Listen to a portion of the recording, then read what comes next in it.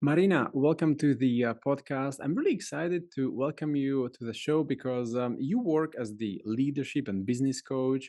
You work as a personal branding coach as well. You are ICF PCC certified, which means you have more than 900 hours of coaching practice, which is really crazy, right? And a lot of these people who you work with, they are already working in the corporate setup. They have great jobs. But out of these clients of yours, maybe some private clients, like, are there also some people who are looking for a job? And if yes, then what are the major challenges these people face? First of all, Michal, thank you very much for inviting me to your podcast. It's really a pleasure because from what I see, you are doing a great job speaking on the topic of recruiting and especially working in the IT field, which is pretty complicated one. So thank you Thank you. very much for your invitation. Thanks. And yeah, let's jump directly to your question because this is the topic that comes out pretty often when I work with private clients. And like what I mostly see where the difference is between people who are hired and who are not hired, or who for whom it takes time to find the proper job, is mostly communication skills, presentation skills, understanding and being aware who they are as professionals, as unique professionals with unique expertise and unique experience. And also, I would add here self leadership skills. Mm. Awesome. Well, that's a lot of skills to kind of digest and improve on. And some people may be thinking, well, I've been on the job market for 20 years. I've been working as a leader for the last 10 years. I'm good with communication. I'm good with leadership, but they may not be, and it's kind of difficult to notice because I mean, if we just compare it with some of the technical hard skills, it's kind of easy, right? You either can write code in Python or you can't.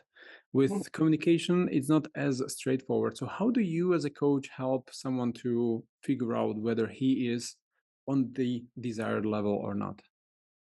Well, there are actually two ways that I could recommend. First of all, it's raising your own self awareness and just observing what happens around you, how people perceive you, what reputation you have. And another way is to, for example, hire a coach or find a company who provides services like 360 assessment. And I work a lot with that during the last years because it helps professionals, especially senior professionals, to understand how exactly they are perceived by their team members, by their seniors, by their peers. And from there, they should have a look at how they can improve what is lacking. And here, there is one very important thing when you do this 360, you need to approach it not with emotions, about because sometimes people tell me, well, I'm really scared to do 360 because I afraid about what I will hear from people because they can be surprises. Well, yes, there can be surprises, but you should approach it from the position of what I can get out of this for my own growth and my own development. Just like with the cold head, and with zero emotions, but with the only thing and focus in your mind, how it can help me improve. And there are different ways actually to do 360. I work it and I work on that in two different directions. Like first, I can interview peers and managers and team members. And the second way is I work also with the platform and psychometric tool, which is Praditos. I'm a certified coach using this tool, which allows also first run a test for your self-awareness and then run 360 and see how it coincides, how it's aligned. So debrief these two different ways of analyzing your personality and your behavior at work in the corporate environment, and then find out the ways on how to improve yourself and create an action plan and just work on that. Hmm. It's very interesting that you mentioned the 360 evaluation because I remember, 10 years, 15 years ago when I was employed in a corporation, it we also organized 360, but it was usually the kind of administrative burden, or at least that's how people perceived it. Or my colleagues and I also was a victim of this to some extent. So we were looking for the easiest ways to get this assessment done and move on to the next step. But at the same time, there are people who really want to get a lot out of it, especially those who are on the job market or plan a career change. So what are some ways to actually kind of put the corporate assessment aside and do it maybe on your own? Like, is it, as you mentioned, hire a coach one on one who can even interview the colleagues on the phone? Like, is that what you mean? Well, the ways how a person could do that, first, if there is trust, for example, in the team, the person can prepare his own questions about what matters the most and ask his colleagues to give really sincere answers. But this is usually difficult because then there is like more understanding of who will tell what. But this is also an option. For example, if the person doesn't want to invest money and time and effort into that, and do it just in a basic way. But the best way, definitely, I would recommend to hire a professional who is working with this um, way of analyzing people behavior, people reputation, and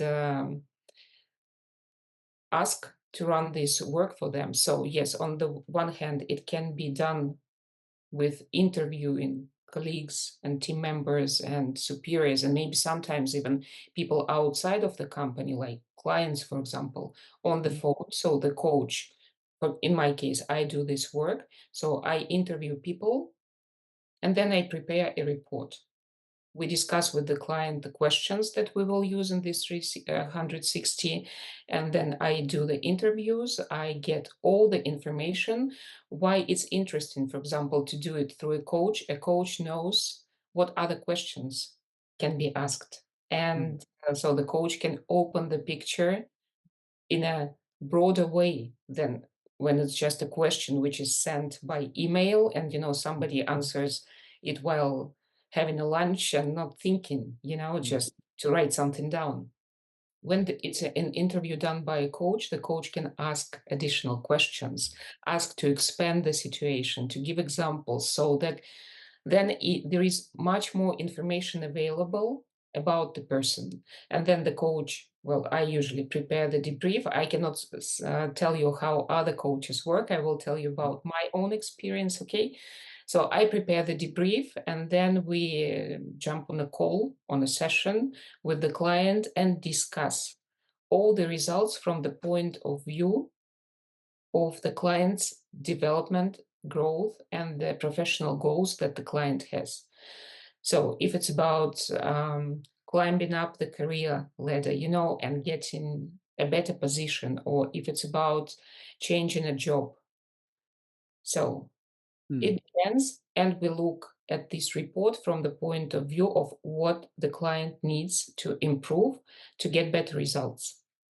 Then another option, as I mentioned, I can provide with a license to the Praditus assessment tool because I'm a certified coach and I have this agreement with them. And the client does all what is needed because all is explained and I provide all the guidance. And then again, we get on the call. I check all the reports. I see what is important there, depending on the client's goals. And we discuss, we find the ways how to improve clients' skills, clients' behavior in order to get better results. There is another way than working with the company in general. If a company wants to do that, they can also approach me and we can discuss how I can help them to Mm. work for the whole team or for the management team. So I will also work in that direction. Mm. Well, that's wonderful, and I can imagine that the person, the CTO or VP of engineering, can get a lot more out of this if, especially someone like you, interviews the colleagues and even clients. Like that's the next level 360 assessment, and it's so far from what I experienced 10 years ago. So much better indeed. Awesome. I can tell you here one thing. Actually, for example, when I complete the work with a coaching client, and then when we ask what was the best experience for the client or what is the biggest takeaway, very often clients precisely say that the gold was in 360 interview because it opens so many things, and it's not only about some weak points that the client should work on. Very often it's about strengths that the client has and he or she is just not aware of that, Hmm. or people see it as something normal.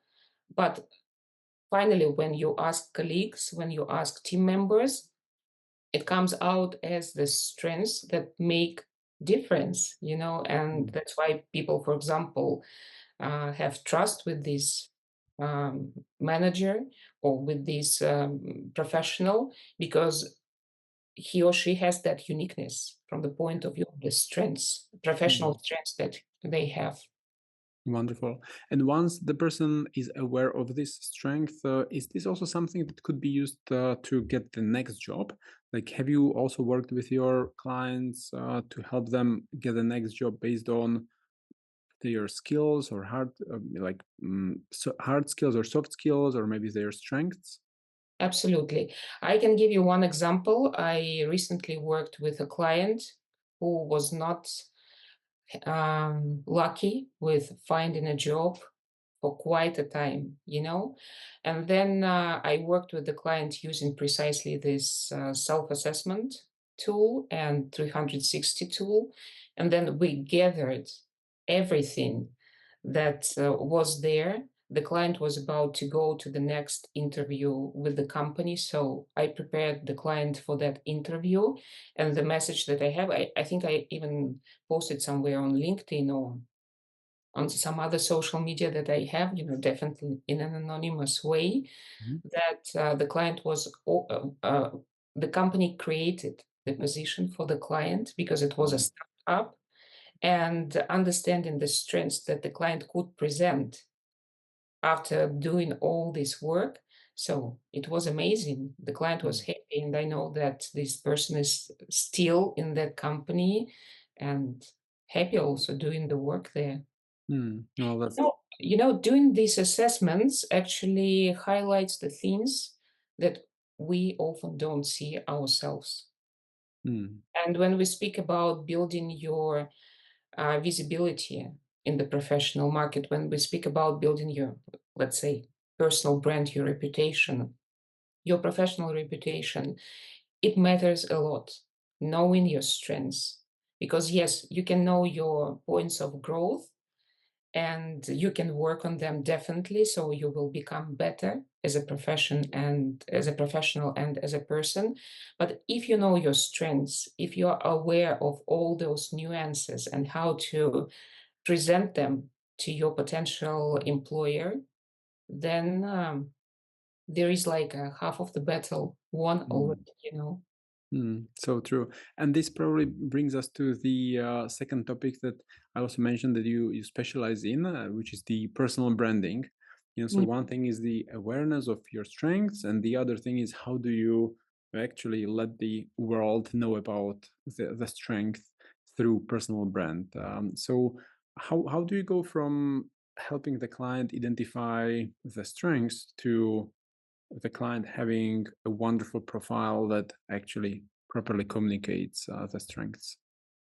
Well, it depends, as we discussed in the beginning, on the client's goals. So if the person wants to um, get a better position in the same company, or if the person is looking for another job, it's one way.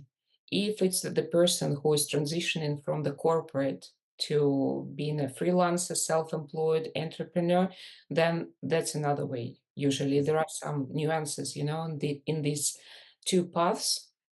But mostly after we do this self-awareness part and when we understand all that we need to know about the client, how to position the client in the job market, in the professional market, then we start looking for the ways actually how to make it all visible.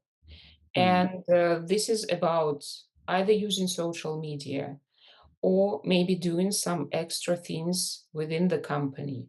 Or it can be also participating in different events as an expert and giving workshops, speaking on stages at the industry events.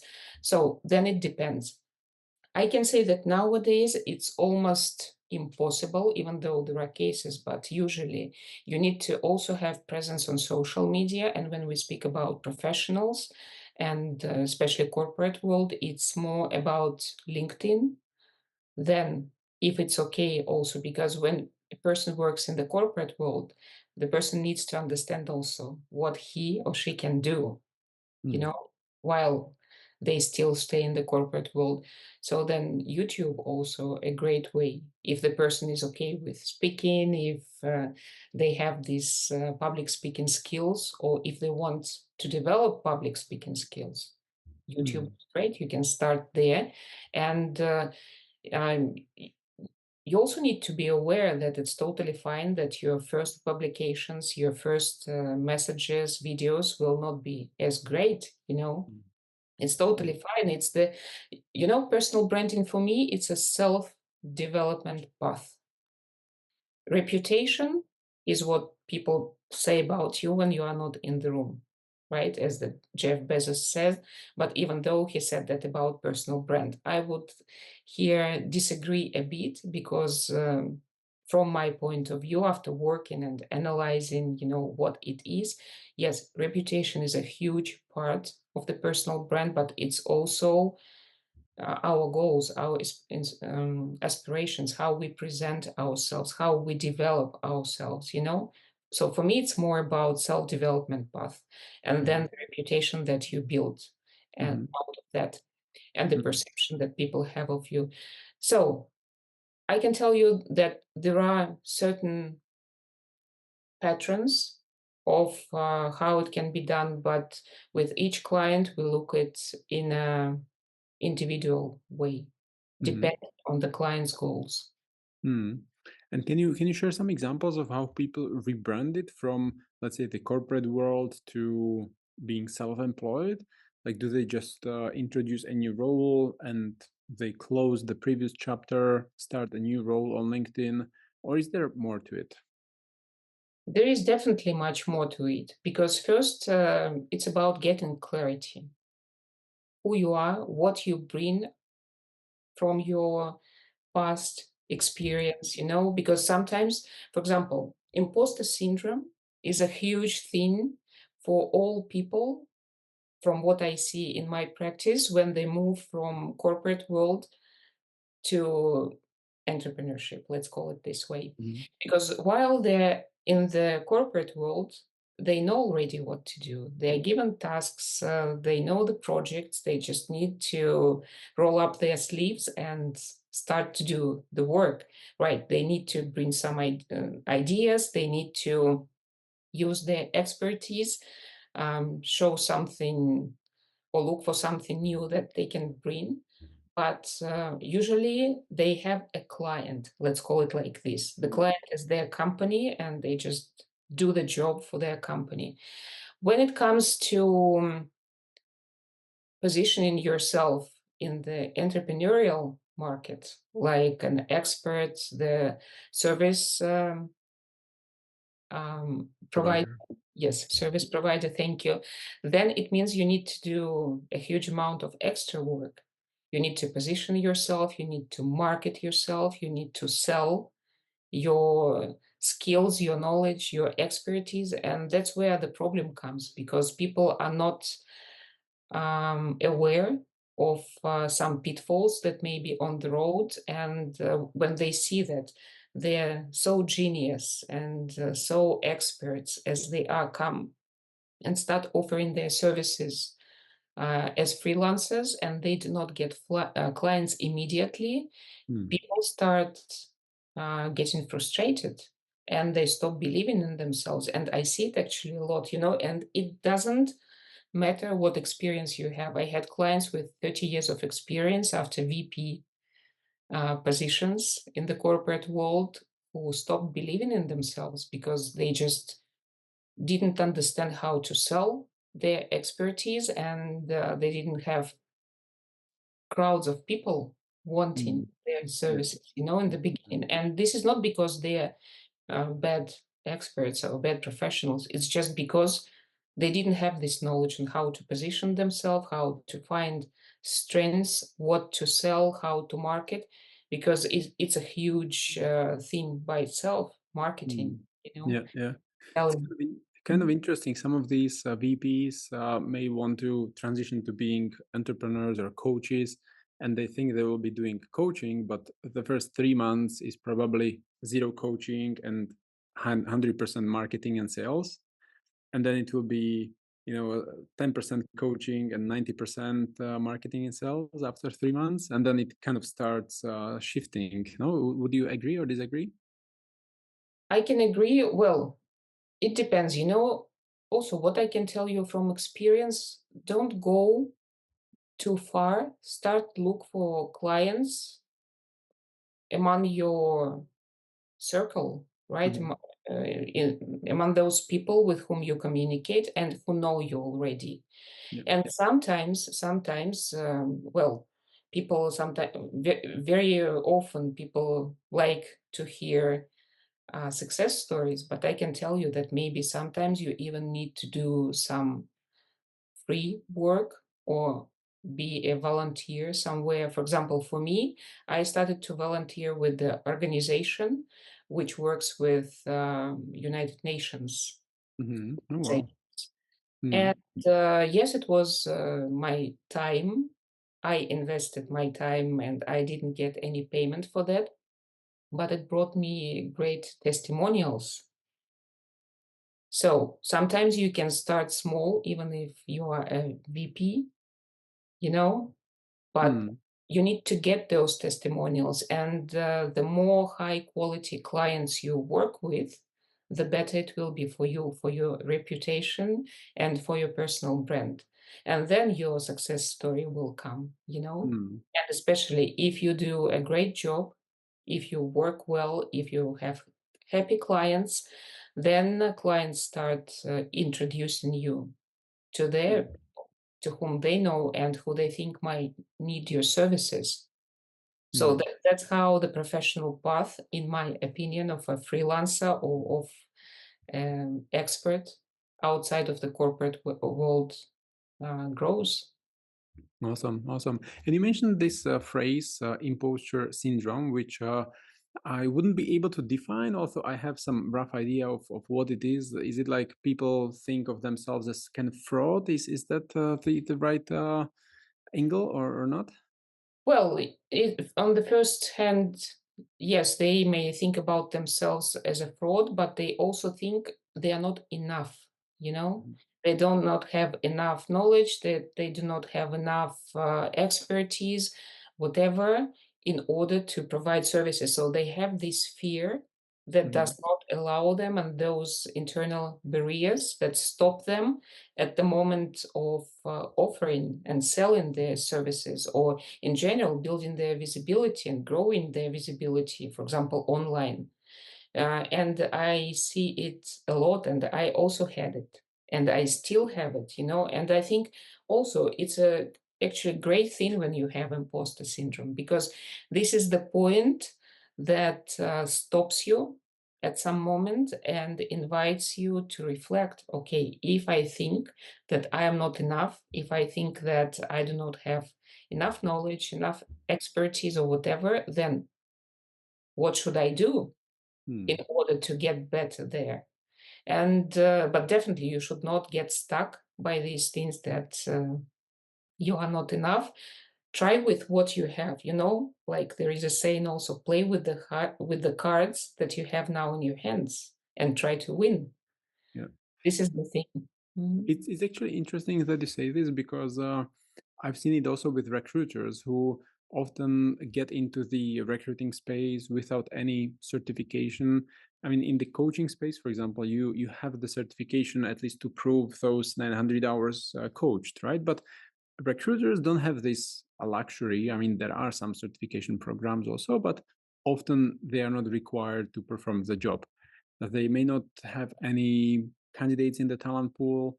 They actually don't have any assets, right? They are just believing that they have some skills that Mhm. are marketable, but it could be also the imposter syndrome playing some role and kind of not allowing them to start promoting themselves. So how to overcome this syndrome? How to cross the kind of river and get to the other side in terms of believing in yourself and figuring out what assets you have and finding the strength to present your services or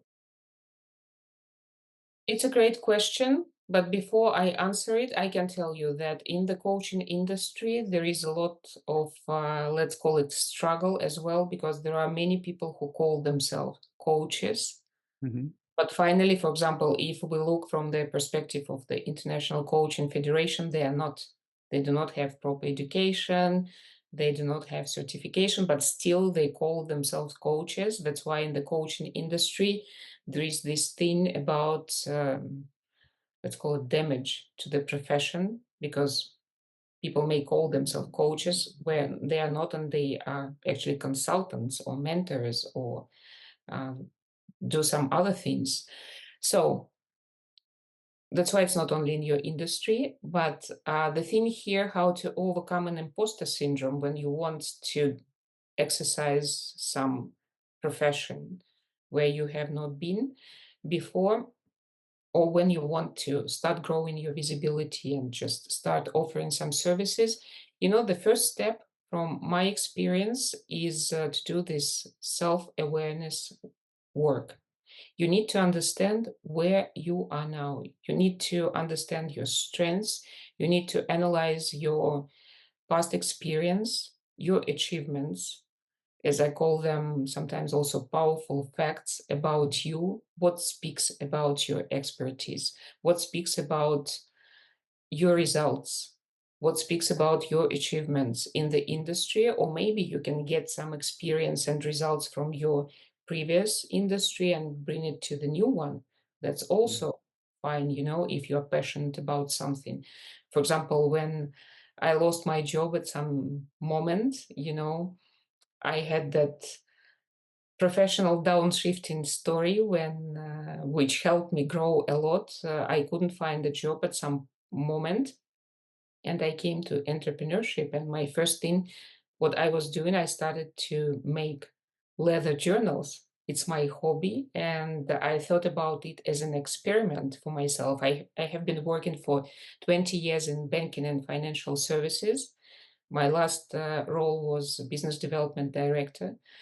So I had all this huge experience of business development, marketing, but for me it was a new thing. I have never been on social media before, and I had to learn.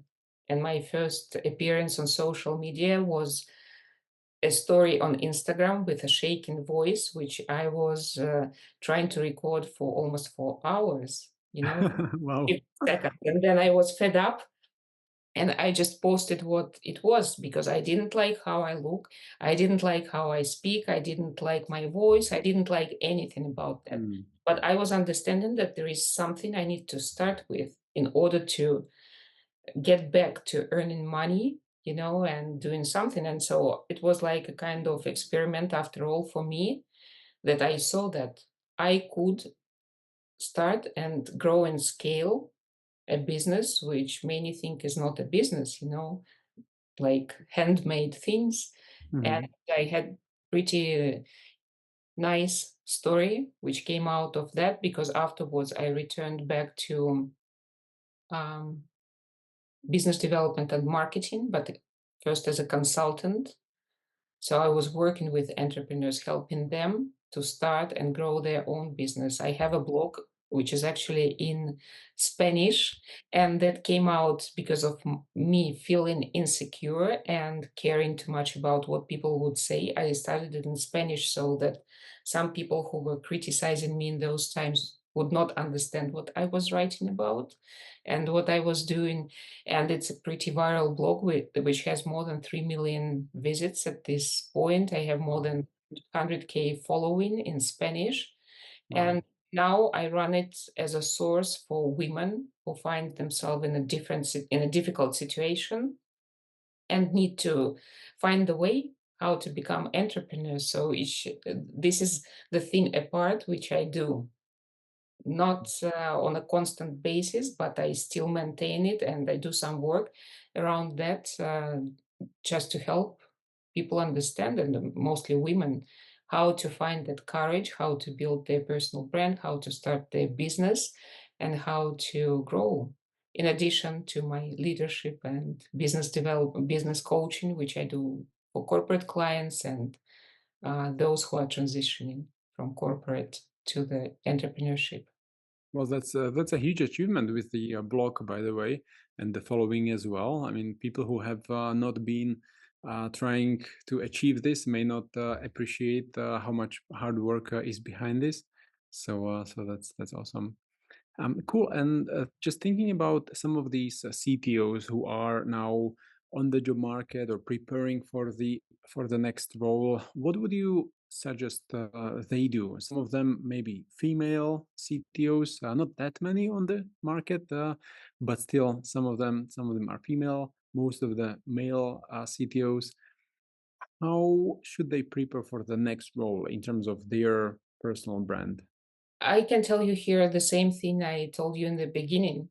Do Hmm. the self-awareness work, maybe even hire a coach or approach the HR department and see what they offer if the person wants to grow in the same company, in Hmm. order to help them to understand their reputation, their soft skills, because if the person wants to grow professionally, it's I can assume here, even though I don't like assume things, but I will assume that the person has enough of hard skills, Yeah. and he sees himself or she sees herself capable of doing something extra. But then also, it's a good thing to understand whether the person is ready for the next leadership role and what needs to be maybe have a special focus on in order to become even a greater leader if we speak about C-suite and if we Mhm. speak about executives. So, what will help the person to become a great leader? Because finally, leadership is a privilege.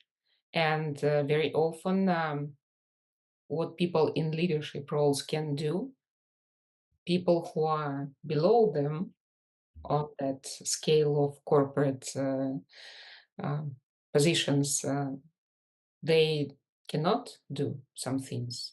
For example, as Mm. leaders, yes, they can influence, they can take decisions, they can become role models as well for their team members, for their peers. That's why if you want to become a great leader, if you want to leave that legacy or become the person with whom people, yes, they want to work with, so think about what can be your self-development path, what you need to improve, and to understand what needs to be improved, you need to understand first where you are now with your soft skills, with your leadership skills. Mm. And are there some online self-assessment tools that you would recommend? Maybe some quick quiz or something that the CTO can just quickly run through to identify the gaps? Well, actually, there are different self-assessments that can be done online. I think even disc can be done online. I work with Praditus, as I mentioned to you Mhm. before. It's a French company, and they have huge background of really research work uh, of understanding, and it's based on the Big Five model, which is well known in the HR industry and psychology and organization psychology. So they also have an app. Actually, they are more modern in this Mhm. way, where you can do your um, initial self-awareness. Mhm. And if someone is interested to dive deeper and to really work to understand and to get the maximum out of that, well, I can then promote myself a bit here. Mhm. Right? Yeah, So definitely, of course. they can reach out to me, and we can see how we can work on that. If it's Mhm. just self awareness, if it's 360, and make a plan out of which, so that the person gets the maximum Mhm. value. Awesome. And how to actually recognize when is the right moment? Just because someone may be overwhelmed with tasks, they may have lots of things to do at home as well, with kids going to school and having lots of errands to do as well. So usually these things may run or get to the bottom of the list. How or when do you think is the right time to go through these assessments? How can someone identify, okay, now is a good time, I should do this? The best moment is when the person has that internal desire for something more. And then when the person thinks that they can create a greater impact, and they are really willing to do that. So then, in order to be well prepared for creating that greater impact and for doing something more, understand where you are now, to think about what needs to be improved, what you need to work on, or maybe how you can build upon your strengths that you already have, so that you are ready to Mm, grab that opportunity and present yourself in the best possible way, and actually start creating that greater impact. yeah, I yeah. think it's all determined by the personal feelings. Yes, we can be overwhelmed, and I can tell you, for me, for example, I also have a child, a family, and yes, sometimes it's very difficult to play these different roles that we need to play in our modern world, right? But then you also need to think about yourself, about your potential, and about your desire for self realization and for feeling happy with what you do professionally as well. Because after all, kids grow, you know, time flies. And the moment comes when you think, okay, am I where I wanted to be? Or I am capable and I want to do something more? And so when these questions come to your head, this is the perfect moment to start checking, okay, who am I now and who I want to be? And then to build that trajectory of the action steps that needs to be taken in order to get where we want to get professionally. Yeah, that's a great one. So, you mentioned that you do coaching also for private clients, not just the corporate ones. So, if someone would like to connect with you and get more of a great coaching advice, or it's not actually advice, but during the coaching sessions, you It's not a, rather yeah. open eyes, right, so that people can find the answers themselves. So, how can people connect with you? The best way is to do it via LinkedIn. Uh, Mhm. maybe I can give you then the link to my Mhm. profile. So look for my name, but my name is very complicated. Marina Mhm. Vishnyakova Nazarenko. I'm of Russian origin, but I'm Spanish now. So I've been living for 20 years in Spain. In total, I lived in 7 countries, worked, studied, and lived in 7 countries. Now I'm in Spain. So look Mhm. me for this complicated name, Yeah. which will be mentioned in your Mhm. interview. you, and I will be happy to connect there. Yes, I also have some websites, but for example, I have one in Spanish, which is blog, then another one that I'm rebuilding my own website with my services and what I offer in English, but it's still in, in this changing mode. So, Mhm. but it's also with my name, Marina Vishnyakova. So, Awesome. So I'll include LinkedIn, yes, LinkedIn is the best way. awesome. I'll include LinkedIn in the description in the comments on YouTube as well. Mhm. Okay. Awesome, great. So before we wrap it up, is there any kind of last advice that you would like to get to fellow IT professionals, the senior ones, VP of engineering, CTO, people who are getting ready for the next job? Yes, my advice would be listen to yourself, to what you really want. And if you think that you want something more, then understand what needs to be done from your side, what internal work you need to do in order to get that more, because all changes start with ourselves. If we want to change something in other people, in the environment where we work and where we live, we need to start with ourselves.